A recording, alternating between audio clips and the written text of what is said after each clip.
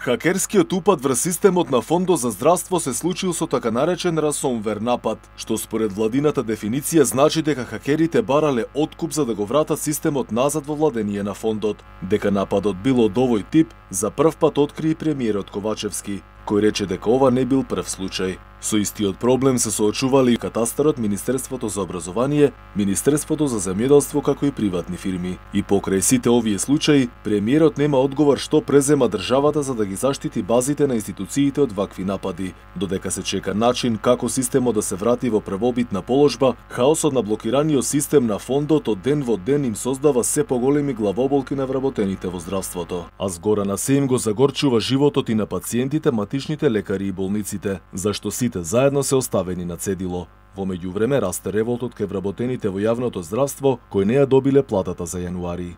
Секојдневно заминува здравствен персонал, без разлика дали е лекар, дали е медицинска сестра, болничар, обезбедување или било кој.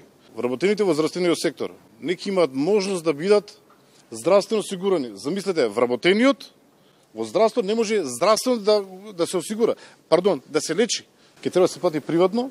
Проблеми имало, треба да се решат во договор меѓу фондот, Министерството за здравство, значи да се најде соодветен начин како овој проблем да се надмине.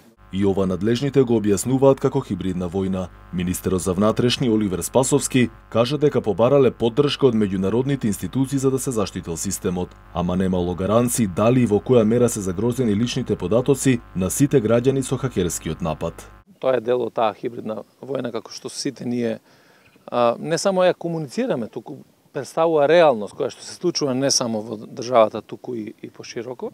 Целиот тој систем, институциите кои што се поврзани, безбедносните служби пред се, сите во полн капацитет работиме пред се да го сочуваме мирот и стабилноста и спокојот на граѓаните.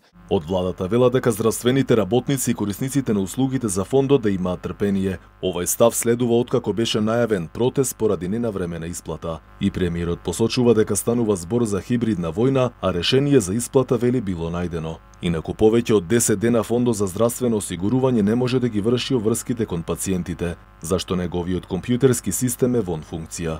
Пациентите не може да отворат боледување, а доцнати исплатите и на породилните отсуства. Што се однесува пак до хакерските напади, МВР досега не успеа да ги лоцира испраќачите на дојавите за бомби.